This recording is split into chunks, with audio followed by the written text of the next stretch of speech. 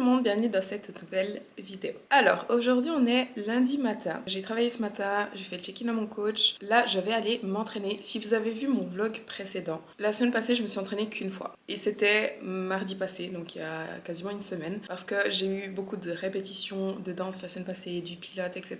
Et d'ailleurs à cause de la danse, mon dos est un peu en compote, donc je vais faire attention aujourd'hui. Là je vais commencer par marcher sur un tapis, je dois répondre à des clientes aussi en même temps. Ensuite je vais faire beaucoup de rouleaux, rouler mon dos, rouler mes fessiers, etc.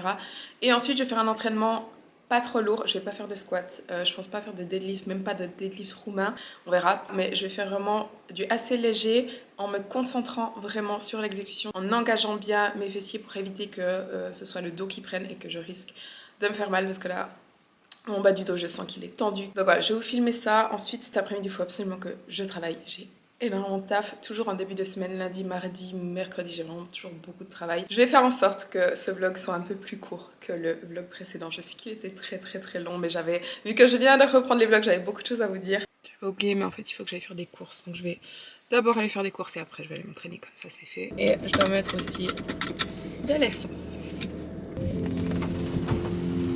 Il pleut des cordes, il fait tellement moche. On est mi-mai et il fait, combien il fait? Il fait 14. On se les pèle. Je sais pas quand va venir l'été, mais là, j'en ai marre.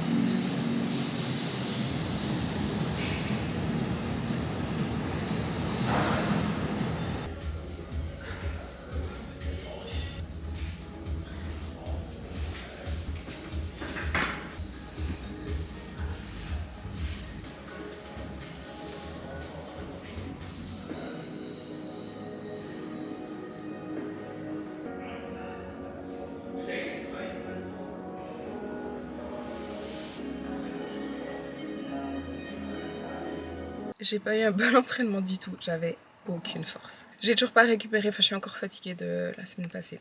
Je pense qu'il me faut encore 1 ou 2 bonnes nuits de sommeil et ça ira mieux. Mais là j'étais vraiment faible. Il est 14h30, je vais rentrer manger. Je dois bosser, je dois bosser.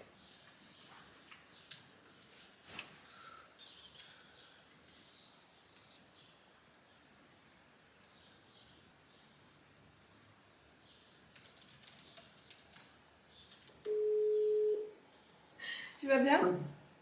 Oui, ça va bien. C'est quoi, t'as fait des régimes, t'as pas mangé et après t'as eu des craquages, c'est un peu comme ça ou bien? Ouais, mais ça depuis jeune. Hein. Du coup, au niveau de ton physique, t'as eu des grosses variations de poids. Les macros, c'est une chose, tu vois, je te donne des chiffres. Mais concrètement, ce que tu atteins, ça c'est autre chose. Donc comme ça, tu vois, moi je peux voir exactement, ok, qu'est-ce qu'elle a fait. Moi, je veux savoir tes macros, mais j'aimerais savoir aussi ce que tu manges. Les sources alimentaires, c'est important aussi, le timing. Alors aujourd'hui, on est mardi. Je me suis rendu compte dans mon vlog précédent, chaque jour, je dis quel jour on est. Et je me demandais si c'était pas un peu énervant à chaque fois. Je dis, ah, alors aujourd'hui on est nanana. Mais en fait, c'est juste, vu que je filme, mes vlogs, je fais toujours du lundi au dimanche. Enfin, je fais la semaine. Et je me dis comme ça vous donne un petit peu une trame en fait. Parce que quand on regarde la vidéo, vous n'avez aucune idée de quel jour c'est. Enfin bref, dites-moi ce que vous en pensez. Mais bon, je vous donne toujours le jour et l'heure d'ailleurs. Donc là, il est 12h30. Bref, j'ai bossé un petit peu ce matin. Là, je viens d'avoir un call. Et je vais aller...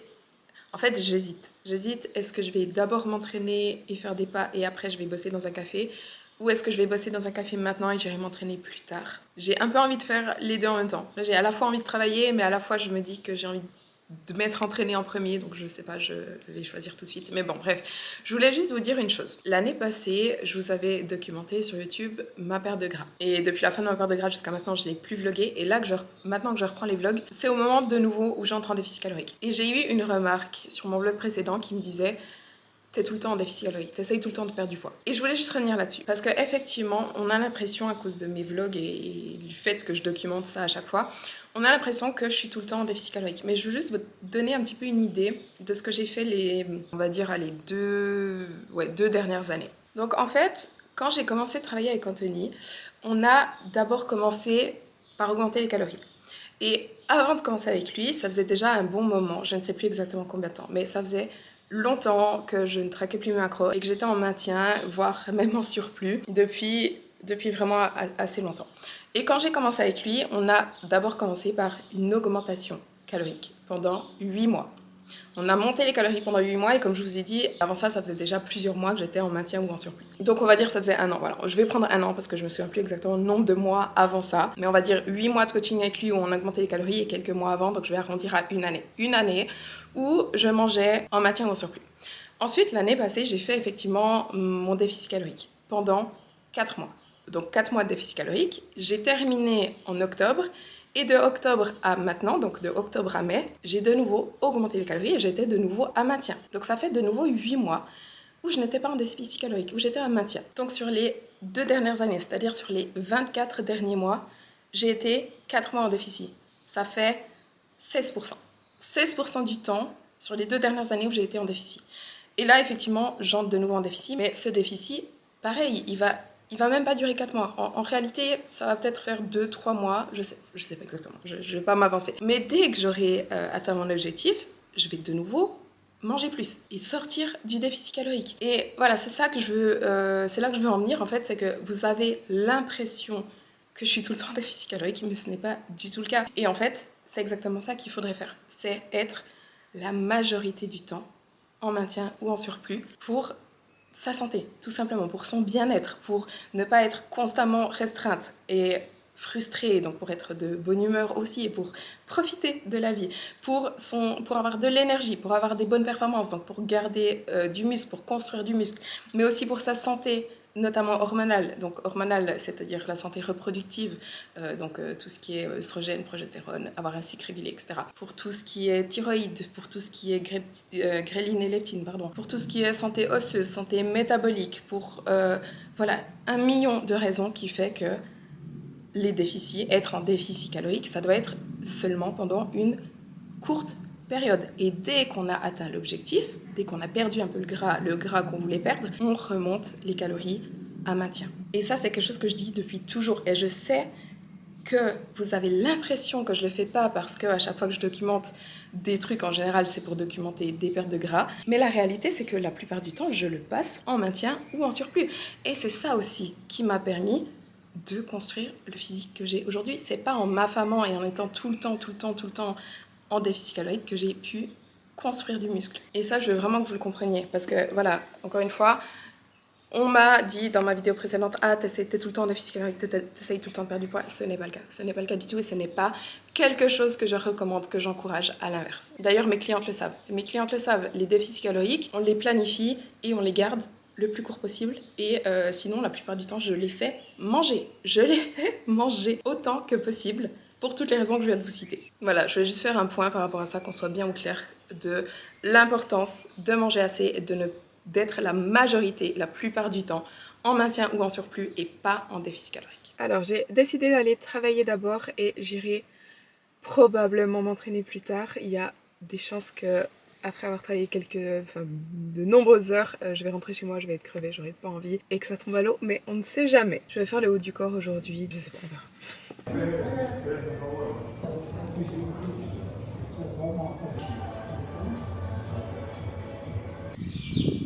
Alors il est 18h, je crois. 18h20, j'ai réussi à me motiver à aller m'entraîner. Je vous avoue que je pensais pas du tout que j'irais. Je sais pas comment font les gens qui vont s'entraîner après une journée entière de boulot. Je sais que beaucoup n'ont pas le choix. Quand je travaillais en bureau, j'allais aussi m'entraîner après le travail. Et durant mes études, j'allais le soir. Des fois, je finissais mes cours à 21h et j'allais quand même m'entraîner après. Mais je vous avoue qu'aujourd'hui, j'ai beaucoup de peine à aller m'entraîner le soir. En plus, il y a tellement de monde à la salle. Moi qui ai l'habitude maintenant d'aller plutôt... En général, je vais m'entraîner entre 10h du matin et 15h. Donc plutôt à des heures creuses. Et j'ai vraiment l'habitude maintenant des salles, d'aller m'entraîner quand la salle est à moitié vide. Et je ne supporte plus le monde. Donc voilà, on verra comment ça se passe. 18h30 un mardi, ça va être blindé. Mais je fais juste le haut du corps, donc juste un peu les épaules, peut-être un tout petit peu de dos. J'ai bien bossé, mais j'ai encore du taf. Il faudra que je bosse plus tard en rentrant. À part ça, je vlog toujours dans ma voiture parce que je suis pas du tout à l'aise de vlogger en public. Si on me voit en train de vlogger dans la rue ou à la salle, ou j'aime pas. Je n'aime pas vlogger devant les gens, tout simplement. Voilà. 9666. Somebody tell me why I'm still awake.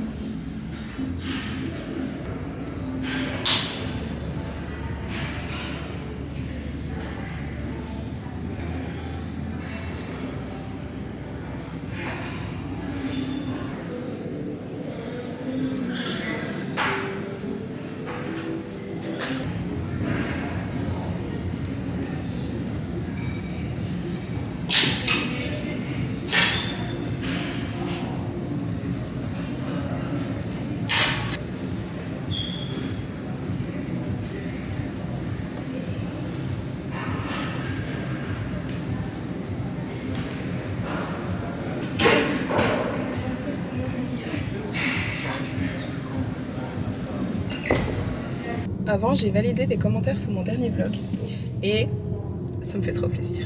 Je voulais juste vous dire une chose par rapport à ça. Beaucoup de monde était déçu quand j'avais annoncé que j'arrêtais les vlogs. Et une des grandes raisons qui ont fait que j'arrêtais les vlogs, et je vous l'avais dit d'ailleurs dans la vidéo où j'annonçais que j'arrêtais les vlogs, c'est qu'en fait j'avais quasiment aucun engagement sous mes vidéos et j'ai l'impression que ça intéressait personne et je voyais simplement pas l'intérêt en fait de faire autant d'efforts et d'y passer autant de temps et d'avoir autant de travail en fait pour un truc qui concrètement n'avait pas d'intérêt. Vous aviez été nombreux à me dire moi je suis trop déçue que t'arrêtes les vlogs, etc. Et là avec les commentaires que je viens de valider justement sous mon premier vlog de retour, je vois qu'effectivement les gens sont contents. Tout le monde me dit trop cool que tu reprennes les vlogs, ça fait trop plaisir, bla. Mais en fait c'est quand vous mettez ce genre de commentaires que ça me donne envie de continuer. Et là, même cette fois, je vais pas continuer si je vois qu'il n'y a pas d'engagement, que personne commente, que personne like, etc. Donc en fait, là où je veux en venir, c'est juste une chose. Si vous aimez mes vlogs, si vous aimez une de mes vidéos, ou même, pas forcément que YouTube, aussi Instagram, si vous aimez le contenu que je fais, pensez à soutenir. Pensez à soutenir en commentant, en likant, en partageant, peu importe, mais en fait c'est ça qui fait que je me dis mon travail, enfin le travail que je fournis sert à quelque chose, ça a un impact, les gens aiment. Parce que si j'ai zéro retour, zéro commentaire, zéro like, zéro rien. Enfin, j'ai jamais eu 0, hein, mais vous comprenez ce que je veux dire. Si j'en ai pas beaucoup, ça va pas me donner envie en fait de continuer. Je vais juste me dire, en fait, ce que je fais, ça plaît pas. Et ça sert à rien de faire tout ce travail si ça plaît pas, tout simplement. Donc voilà, pensez, pas seulement moi, hein, tous les créateurs de contenu en fait. Tous les créateurs de contenu, si vous aimez leur travail, dites-leur. Soutenez-les d'une manière ou d'une autre. Très très souvent, j'ai des filles qui me disent, ça fait des années que je te suis, j'adore tout ce que tu fais, mais c'est la première fois que je commente, je suis un follower fantôme, normalement je te dis rien. Pourquoi? Why? Je ne sais pas que vous existez, je ne sais pas que ça vous plaît sinon, donc voilà, je vous demande juste une chose. Si vous voulez que je continue les vlogs cette fois-ci, pensez à commenter, pensez à liker, pensez à vous abonner, parce que c'est ça, encore une fois, qui montre que effectivement j'ai du soutien derrière, ça plaît.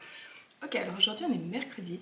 Faut que je me dépêche. J'ai un cours de pilates à midi. Faut que je parte dans 10 minutes. Donc juste mon programme de la journée. Donc là je pars au pilates. J'ai 1 heure de pilates de midi à 13h. Je suis un cours. Ensuite je vais directement rester en ville. Donc je vais manger un petit truc. Je vais aller m'acheter un petit truc à manger. Je sais pas quoi encore. Ensuite je vais aller me poser dans un café. Je vais bosser tout l'après-midi. Et à 17h j'ai de nouveau un cours de pilates. Mais cette fois je vais seulement observer. Dans le cadre de ma formation pilates je dois faire des heures d'observation. Donc ce soir je vais regarder un cours pendant 1 heure, donc de 17 à 18h. Donc voilà pour aujourd'hui. Mais je voulais, avant de partir, vous faire un petit taste test de la whey de chez Dinveo. Je vous avais dit dans ma vidéo précédente que j'allais vous faire ça pour tester les saveurs, les goûts. Donc moi j'avais pris vanille et puis noix de coco. Donc je vais tester ça pour vous dire si c'est bon ou pas, tout simplement. Je vous avoue, j'ai déjà goûté, mais pas en shake. J'ai goûté dans des porridge. Donc j'ai fait des porridge protéinés et j'ai essayé ces saveurs dedans. Et je vous avoue, je vais déjà vous donner un petit peu mon avis. Noix de coco, c'est vraiment très très très bon. Vanille, j'ai été moins fan. Je trouve qu'il y a un petit peu un arrière-goût. Cela dit, voilà, j'ai goûté dans des porridge, donc je vais réessayer dans de l'eau, tout simplement. Je vais pas mettre du lait, je veux pas que ça change en général ou pas. En temps normal, je vous avoue que si je me ferais un shake, je me fais jamais de shake de protéines. Honnêtement, je déteste boire mes protes. Mais si vraiment je m'en fais un, je mets du lait. Mais là, pour vraiment tester uniquement le goût, je vais faire avec de l'eau. D'ailleurs, n'oubliez pas, vous avez toujours moins 10% sur le site entier de Dinveo avec mon code DI-Chloé. Vu que je me fais 2 shakes, je vais seulement mettre 10 ou 15 grammes à chaque fois.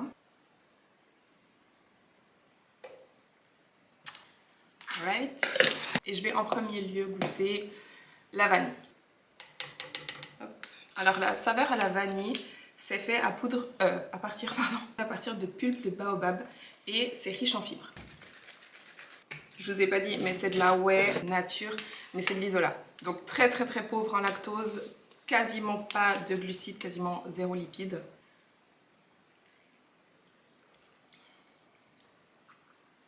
Ouais, c'est ce que je pensais. Je suis pas fan du vanille. Je trouve qu'il y a un petit arrière-goût.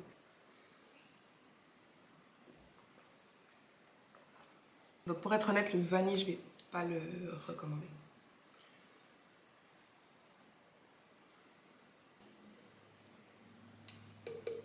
Alors celui à noix de coco par contre c'est pas des fibres, c'est des acides gras de noix de coco directement. Et on va tester ça. Dis Siri, quelle heure il est? Il est 11h41. Faut que je parte. Celui à la vanille est moussé, celui là-bas. Ça c'est bien meilleur. Le goût vraiment, noix de coco il est bien meilleur. Maintenant, je me dis que j'aurais quand même dû essayer avec du lait parce que franchement, les protes avec de l'eau, j'aime pas ça. J'aime pas ça. Mais peu importe la marque, peu importe. Enfin voilà, c'est de moi, mon goût, j'aime pas trop boire les protes et surtout pas les protes avec de l'eau. Cela dit, comme je voulais vraiment juste tester ces saveurs-là, je vous avoue que la noix de coco, c'est vraiment très très bon. Et vanille, perso, je suis pas fan. Donc voilà, mon avis honnête, c'est que la whey sans goût avec la saveur noix de coco, ça marche très très très très bien. En attendant que Dinveo sorte des whey avec des goûts. Ils sont en train de développer des whey avec saveur directement. Il faut absolument que je parte, sinon je vais être en retard. Wow.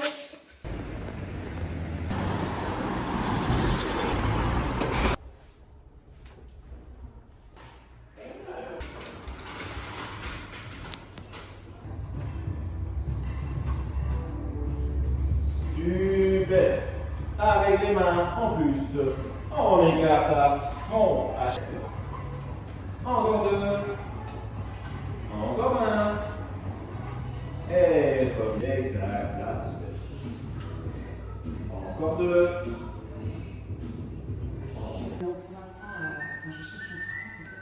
Alors je sors du Pilates, j'ai essayé de filmer parce que j'étais tout au fond. Du coup j'ai mis mon téléphone par terre, je sais pas si on voyait quelque chose, mais bref, c'était dur. Là je suis juste allée m'acheter un truc à manger, j'ai pris juste un petit pain et du roast beef. Donc je vais juste manger ça, j'ai pris aussi Coca Zéro. Je vais juste manger ça et après je vais aller bosser dans un café.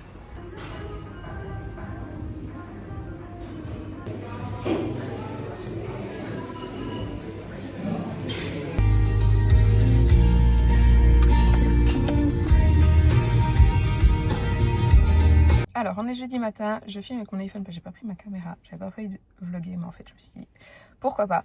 Je suis dans le parking du supermarché, je vais juste aller faire des courses et ensuite je vais aller à la salle juste faire du cardio, enfin des pas, la marche rapide, on va dire. Après, je vais rentrer, me doucher, manger, me laver les cheveux parce qu'ils sont dégueulasses.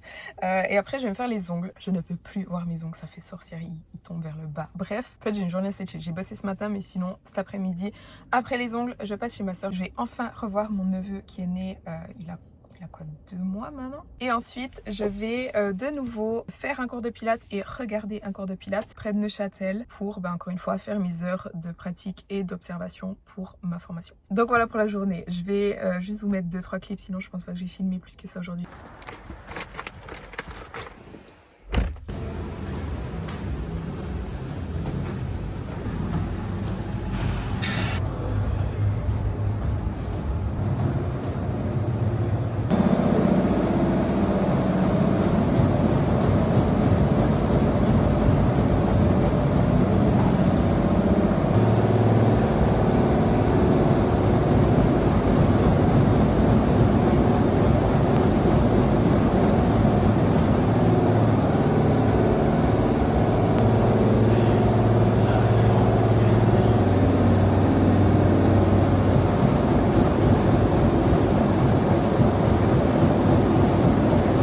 Oh, je dois trop me dépêcher. J'ai pas fait des pas finalement ni du cardio en marche rapide, j'ai fait des intervalles, des sprints. J'ai fait environ, j'ai pas compté, environ 10 rounds je pense, de 12 à 15 secondes à 20 km/h avec environ 45 secondes de pause entre chaque round. Et franchement c'est bien allé. J'aime bien les intervalles en vrai, quand je suis réveillée, quand j'ai de l'énergie.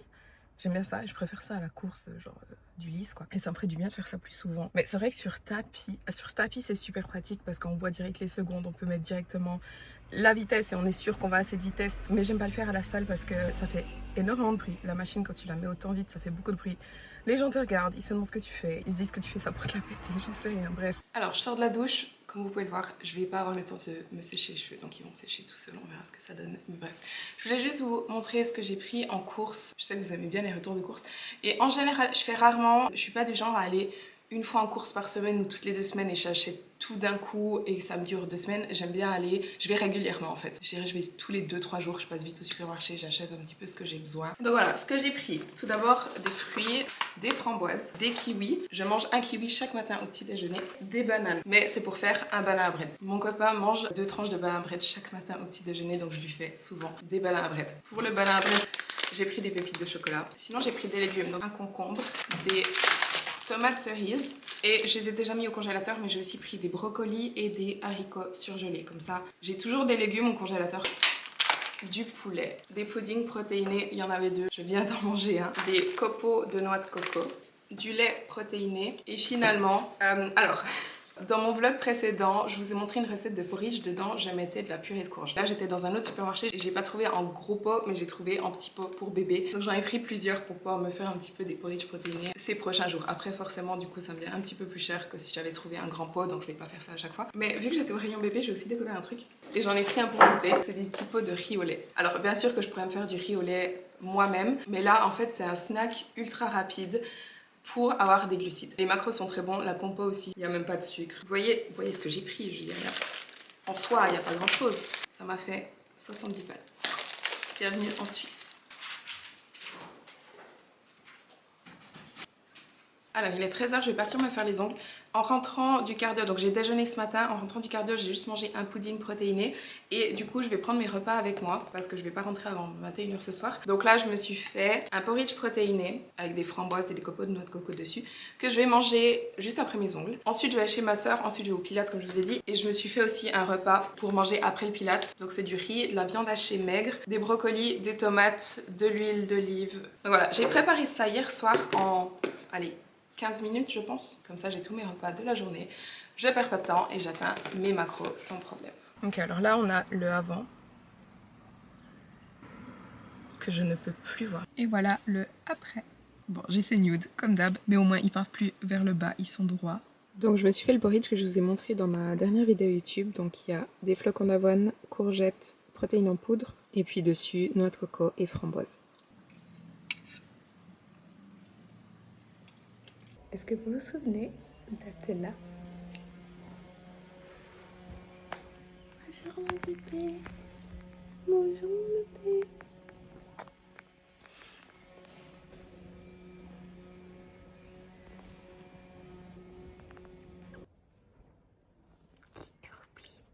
Qui est trop belle.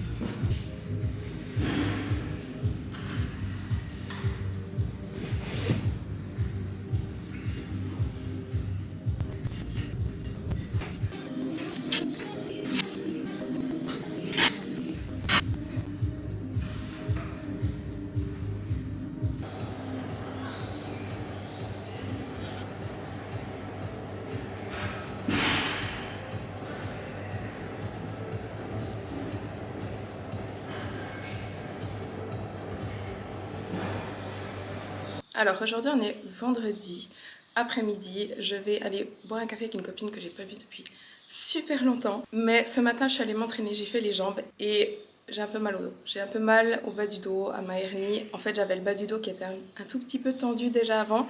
Je me suis bien échauffée, je me suis dit ça va et j'ai fait des squats et honnêtement j'aurais juste pas dû faire les squats. Sur le moment ça allait bien et c'est après mes squats que là j'ai senti, je me suis dit ok c'était pas la meilleure idée. J'ai quand même fait des deadlifts roumains, là je sentais rien mais je suis restée en super léger. Et après je fais des hip thrusts mais là je suis pas allée en lourd du tout, j'avais 70 kg. Je me suis dit je vais pas mettre plus. Et ensuite j'ai juste fait encore des kickback poulies. J'ai encore fait 2-3 séries de leg extension et de leg curl. Mais clairement pas ma meilleure séance, j'étais franchement frustrée. Je suis un peu dépitée quand j'ai mal au dos et maintenant j'ai un petit peu mal au dos. Ça me gonfle, ça me frustre parce que clairement ça me limite vraiment dans mes entraînements. Mes jambes sont bien plus fortes, mes jambes et mes fesses sont bien plus fortes que ce que je fais à la salle en fait. Et donc c'est aussi pour ça que je perds en muscle, en tout cas je reprends pas en muscle. Et c'est chiant, mais bon, je n'ai pas le choix, je fais avec. Et justement, j'essaie vraiment de m'écouter au max et d'adapter au max. Mais là, par exemple, aujourd'hui, j'ai pas assez écouté. Enfin, sur le moment, je sentais pas. Et c'est après coup que j'ai un petit peu le feedback de la réponse, en fait, à ce que j'ai fait. Mais c'est super chiant parce qu'il y a des jours, il n'y a aucun souci. Et il y a des jours comme aujourd'hui où c'est trop, ça va pas. Donc voilà, c'est le corps qui parle, mais j'essaye de faire de mon mieux. Je pense que d'ici 2 jours ça ira déjà mieux, c'est juste un petit peu tendu et du coup ça se contracte en protection. Donc voilà, bref. J'ai tellement chaud. Ça, en début de semaine, je crois que c'était dans ce vlog-là, en début de semaine, je vous disais il fait trop moche, il fait trop froid, nanana. Il faisait entre 5 et 12 ou 14 degrés. Et là, du jour au lendemain, on a une vague de chaleur. Aujourd'hui, je crois qu'il fait 25-26 et à partir de demain, il va faire dans les 30. Je vais absolument pas me plaindre. Mais je trouve c'est juste bizarre. C'est juste bizarre. Alors on est samedi matin, je vais aller faire des pages, je vais surtout passer à la poste, amener les commandes de la semaine, de ces 2-3 derniers jours. J'en parle absolument jamais, mais je vends des accessoires de fitness, donc des sangles de tirage, des ceintures de force et des bandes de poignets. Vraiment, je fais jamais aucune pub là-dessus. Je vais vous les montrer après peut-être. Mais ouais, chaque semaine j'ai des petites commandes, donc je vais amener ça. Alors je vais aller chercher mes accessoires juste pour vous montrer, parce que comme je vous dis, j'oublie toujours d'en parler. Mais du coup voilà, ça fait plusieurs années, je crois que c'était après le Covid, je crois que j'ai développé ça. J'ai développé des accessoires qui sont honnêtement, ils sont trop bien. Et j'ai énormément de retours qui confirment ça. Et surtout en termes de qualité, personnellement, la ceinture que j'utilise depuis que je les ai sorties. Je crois que c'était en 2020, donc ça fait 6 ans que j'utilise ma ceinture et je l'utilise régulièrement et elle est toujours en parfait état. Mes straps aussi, ça fait des années, ils n'ont pas bougé. Donc franchement, je suis ultra contente en termes d'efficacité parce que vraiment, je trouve que c'est les meilleurs accessoires, mais aussi en termes de durabilité et de qualité tout simplement. Donc tout d'abord, j'ai mes straps, donc des straps, donc des sangles de tirage. C'est comme leur nom l'indique pour tous les mouvements de tirage. Donc on va simplement mettre, ça se présente comme ça. Donc il y a un petit scratch pour mettre autour du poignet. Donc on passe la main dedans et on fixe autour du poignet. Et du coup on a cette languette ici. Lorsqu'on va prendre une barre ou des haltères, on va donc mettre la barre au milieu et puis venir prendre la languette de l'autre côté pour bloquer. Et en fait ça permet d'avoir une meilleure prise. J'ai déjà vu des personnes qui utilisaient ça comme ça, donc qui mettaient la languette contre la main et qui venaient prendre la barre comme ça. Ça ne sert à rien, ça ne sert absolument à rien. Ce ne sont pas des sangles de protection des paumes, pas du tout, c'est vraiment des sangles de tirage pour aider à avoir une meilleure prise. Donc on va vraiment venir prendre comme ça, avec la barre ou les haltères au milieu. Et à quoi ça sert? Eh bien, comme je viens de vous le dire, avoir une meilleure prise. Donc que ce soit pour tout ce qui est exercice pour le dos, donc tout ce qui est tirage justement, donc des tirages poulies, des rowing avec haltères, etc. Peu importe que ce soit poulies, haltères, machine, ou alors des exercices qui sont aussi pour les jambes, comme par exemple les deadlifts roumains, les squats bulgares, les fentes, pour le dos j'ai pas dit mais les tractions aussi. Ça va permettre simplement d'avoir des meilleures performances. Pourquoi ça? Parce que très souvent, les jambes, les fesses, le dos ont plus de force que ce qu'on est capable de tenir pour un certain nombre de répétitions ou pour une certaine charge. Donc par exemple, quand on fait des deadlifts roumains, on va utiliser des poids relativement lourds quand même. Et au bout d'un moment, on a la prise qui va lâcher avant les jambes. Donc on serait capable de faire plus de répétitions parce que nos muscles sont capables de faire plus de répétitions, mais on doit arrêter sa série plus tôt parce qu'on a les mains qui lâchent, parce qu'on n'arrive plus à tenir la charge. Donc ça, c'est vraiment quelque chose que je vois très souvent, notamment chez mes clientes qui me disent « Je serais capable de faire plus de répétitions, mais j'ai les mains qui lâchent, qu'est-ce que tu recommandes comme solution ?» Ça, tout simplement ça. Vous allez pouvoir avoir vraiment de meilleures performances si votre prise n'est plus une limitation. Personnellement, je les utilise vraiment à chacun de mes entraînements, que je fasse les jambes et du coup des deadlifts roumains ou des squats bulgares, etc., ou que je fasse le haut du corps, enfin le dos principalement, je vais les utiliser. Ça veut pas dire que je peux pas travailler ma prise à côté, mais si la prise est un facteur limitant, encore une fois, utilisez-les. Et honnêtement, ce type de sangle de tirage est bien plus pratique et facile à utiliser que les longues sangles où on doit faire 4 fois le tour de la barre. C'est pour ça que j'ai développé ce type de sangle. Ensuite, j'ai ma ceinture de force que j'adore. Déjà, elle est en marbre blanc, j'aime trop. Et aussi de base, j'ai commencé en développant ma ceinture pour la simple et bonne raison que je ne trouvais pas de ceinture suffisamment petite pour ma taille. Étant une femme et ayant une taille relativement fine, je ne trouvais pas de bonne ceinture de force pour ma taille. Donc j'ai simplement développé la mienne, voilà. Donc c'est une ceinture de force, encore une fois, de 10 mm, donc elle est vraiment assez épaisse et rigide avec une boucle, mais vous pouvez la régler. Donc ici vous avez vraiment de la marge. Donc comme je vous ai dit, moi j'ai une taille assez fine et je la mets presque au plus petit. Je crois que j'ai j'ai encore quand même 2 trous de marge, mais on peut vraiment l'agrandir aussi. Donc ça convient quasiment à tout le monde parce qu'on peut vraiment la régler. Et le fait que ce soit une boucle, c'est vraiment ultra simple à utiliser quand on est à la salle. On ne doit pas à chaque fois tirer comme un là, c'est directement à notre taille, ça se ferme, ça s'ouvre ultra facilement. Et finalement, j'ai encore des bandes de poignet. Donc c'est des bandes qu'on va enrouler autour de son poignet pour augmenter la stabilité du poignet. Donc ça c'est utile pour tout ce qui est mouvement de poussée, notamment le bench press ou les développés militaires où notre poignet va être vraiment maintenu. Donc ça se présente simplement comme ça. On va passer le pouce dans la petite languette et on va venir enrouler autour du poignet tout simplement. C'est ultra facile à mettre. Là on va tirer assez et c'est simplement un scratch. Et là, du coup, notre poignet est vraiment très stable. Donc, quand on pousse des charges, il n'y a pas de risque d'avoir le poignet, en fait, qui se casse. Et qui dit plus de stabilité, dit aussi plus de force, donc de meilleure performance. Donc, moi, je les utilise principalement quand je fais les épaules. Mais pour le bench, c'est aussi super pratique. Donc, si jamais tous mes accessoires sont disponibles sur mon site, je vous mets le lien dans la barre de description. J'envoie dans le monde entier, donc il n'y a pas de souci à ce niveau-là. Sinon, là, je vais partir à Berne. Je vais retrouver une copine que j'ai pas vue depuis très longtemps aussi parce qu'elle a déménagé au sud de la France et là elle est de retour pendant une semaine, donc on se voit cet après-midi, on va aller boire un verre et ensuite aller manger au restaurant. Et je voulais parler juste des repas à l'extérieur lorsqu'on compte nos macros. Notamment avec l'arrivée de l'été, les grillades, les sorties, les restaurants, etc. J'ai souvent des questions de comment gérer lorsqu'on mange à l'extérieur. Donc je vais déjà vous dire ce que je fais moi en général et après je vais vous donner des tips généraux pour vraiment mieux gérer au mieux en fait, pour concilier à la fois sorties, événements sociaux, plaisir, mais sans non plus entraver vos progrès et tous les efforts que vous faites pour atteindre vos objectifs. Donc concilier simplement la vie quotidienne à vos objectifs. Donc en général, quand je mange à l'extérieur, je fais soit je ne traque pas, soit j'estime. Donc là, dans le cadre de mon coaching avec Anthony, j'ai de toute façon un repas libre par semaine. Un repas libre, ça veut dire un repas que je ne vais pas traquer, pas compter. Cela dit, ce n'est pas une excuse non plus pour exagérer, manger n'importe quoi et dépasser de 2000-3000 calories sur ma journée. Du style enchaîner un burger frites plus un dessert et quand je rentre à la maison, je mange encore un pot de glace avec des cookies ou un truc comme ça. C'est absolument pas ça, c'est juste un repas normal que je vais simplement pas compter. Donc effectivement, peut-être que ce jour-là, je vais manger un petit peu plus que d'habitude, j'aurai un peu plus de calories parce que je vais faire moins attention et parce que là, au quotidien, je suis assez restreinte en termes de calories, j'ai moins de flexibilité. Donc là, je vais aller peut-être au restaurant, manger un plat normal, mais c'est pas une excuse pour aller vraiment overboard. Je vais revenir là-dessus un petit peu après, mais soit je fais ça, donc un repas libre tout simplement, ou alors j'estime. Donc en général ce que je fais c'est soit je planifie à l'avance, donc si je sais dans quel restaurant on va, je vais peut-être regarder la carte à l'avance, me dire ok qu'est-ce que je vais prendre et ensuite je vais estimer et rentrer ça dans mon application à l'avance. Ce sera pas précis, bien sûr ce sera pas précis, ce sera des estimations, je sais pas exactement ce qu'il y a dedans, mais ça me permet au moins de mieux adapter le reste de ma journée pour pas non plus trop dépasser mes chiffres ce jour-là. Donc ça me permet au moins d'avoir un petit peu une idée et de pouvoir mieux ajuster mes repas au début de journée.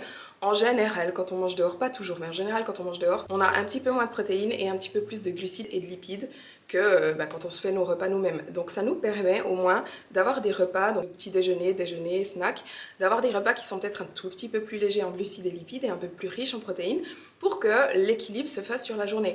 Donc c'est absolument pas une question de se restreindre, mais c'est juste une question d'équilibrer un petit peu mieux pour avoir ce repas où oui on se fait plaisir, oui on va manger dehors, oui on mange ce qui nous donne envie, mais sans non plus exploser nos calories ce jour-là et dépasser de, encore une fois, 1500, 2000 calories et limite foutre en l'air en fait tous les efforts qu'on a fait toute la semaine. Après, il y a des fois aussi où je ne sais pas où on va le soir, je ne regarde pas la carte à l'avance et là du coup, quand je suis au restaurant, je vais faire des choix qui sont plus en accord avec ce que j'ai fait le reste de la journée. Donc si c'est une journée où j'ai déjà quand même pas mal mangé avant, je vais faire peut-être des choix un petit peu plus conscients et modérés pour mon repas du soir. VS, si j'ai quasiment rien mangé de la journée, j'arrive au resto, je me dis ok, j'ai de la marge, je peux manger quelque chose qui est beaucoup plus consistant. Voilà, et là je vais encore vous donner quelques conseils de manière générale pour bien gérer vos sorties. Donc la première chose, et ça rejoint ce que je viens de dire, c'est de rester conscient de ce qu'on fait et de faire des choix simplement raisonnés et raisonnables. Donc encore une fois, c'est juste une question de pas se dire ah je compte pas ce repas donc les calories ne comptent pas donc je peux vraiment aller overboard et faire n'importe quoi. Non, vous pouvez quand même manger comme d'habitude, vous pouvez quand même faire attention à avoir un peu des fibres, à avoir des légumes, à avoir des protéines sans non plus vous restreindre à outrance. Ensuite, faites attention à l'apéro. Donc tout ce qui est chips, cacahuètes, petits fours, etc. Généralement s'il y a un repas qui suit, il n'y a pas besoin d'en manger des tonnes. Mangez-en quelques-uns, mais soyez encore une fois, restez conscient de ce que vous faites. Commencez pas à manger des chips sans remarquer que vous avez mangé la moitié du bol. Soit vous en mangez un petit peu, soit vous en mangez pas du tout. Parce que généralement, c'est plus facile de pas en manger que de manger une chips et s'arrêter. En général, quand on en mange une chips, on continue, justement. Donc voilà, faites juste attention à l'apéro. La deuxième chose, et ça c'est quelque chose que vraiment je vois extrêmement souvent, c'est l'alcool. Faites vraiment attention à l'alcool. Un seul verre de vin se monte environ, en moyenne, à 120 calories. Donc imaginez, vous êtes à l'apéro, vous prenez un ou deux verres, ensuite il y a le repas, vous reprenez un ou deux verres, avec le dessert, encore un petit verre. Si vous n'êtes pas du genre à être conscient de combien de verres vous buvez, faites attention à ça, simplement. Donc vous pouvez vous dire, ok, je m'autorise un verre, mais pas deux. Prenez conscience que l'alcool, ça se monte vraiment très vite en calories. Et je vais pas venir sur l'alcool, mais en plus de tout ce qui est effet sur la santé. Je viens pas là-dessus parce que je vais parler des heures. Faites aussi attention à l'équilibre du repas. Donc comme je vous ai dit avant, soit vous équilibrez un petit peu sur la journée, mais aussi pendant le repas, vous pouvez manger des légumes, vous pouvez faire attention qu'il y ait suffisamment de protéines dans votre repas et être un petit peu plus vigilant à la quantité de glucides et de lipides. Donc tout ce qui est sauce, tout ce qui est matière grasse ajoutée, tout ce qui est beurre, etc. Et si vous mangez au restaurant, alors si on est invité, forcément on choisit pas forcément ce qu'on mange, mais au restaurant, on peut toujours trouver quelque chose sur la carte qui est peut-être un petit peu plus raisonnable. Ça veut pas dire, encore une fois, ça veut pas dire ne pas se faire plaisir.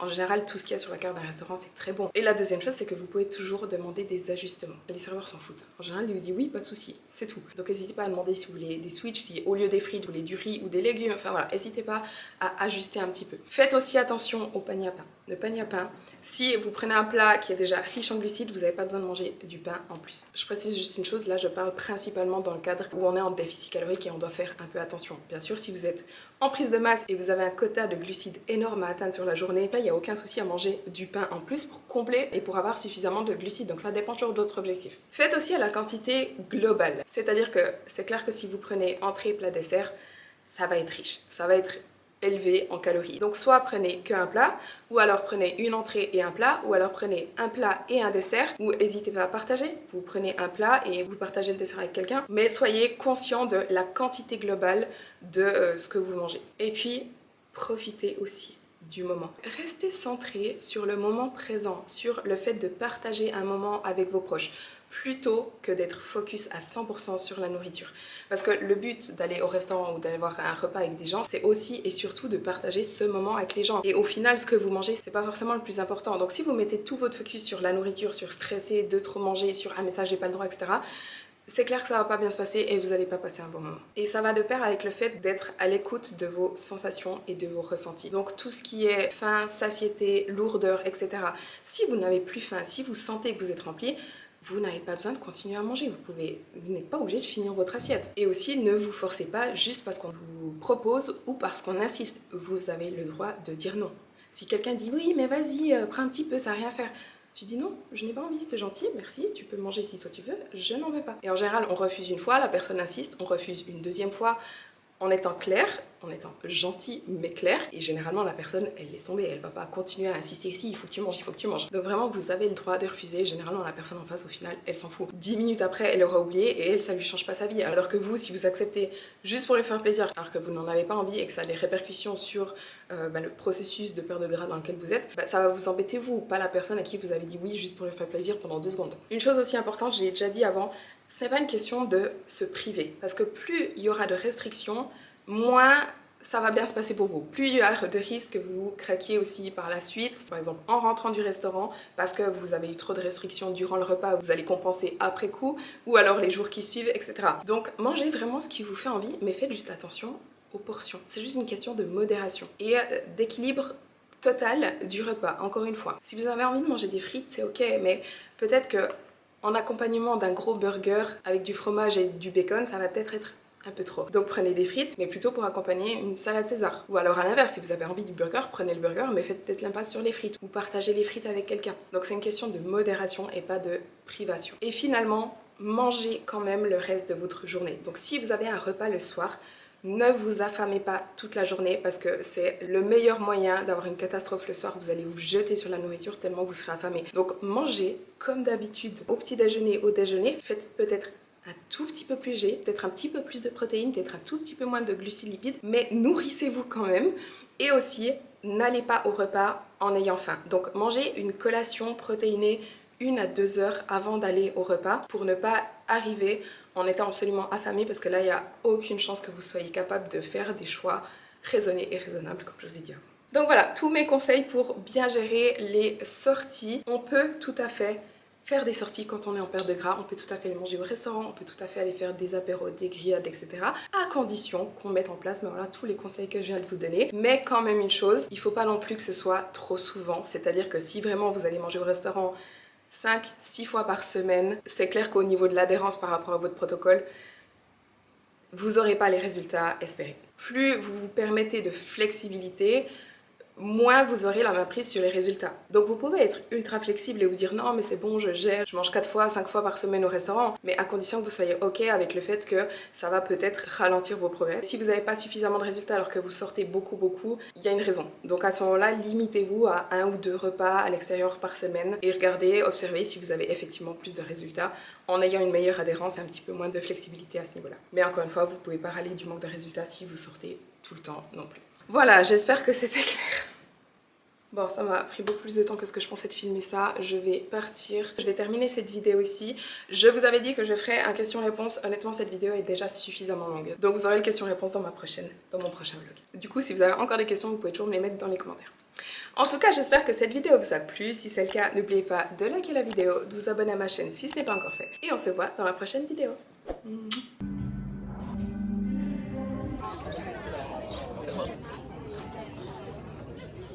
You are it.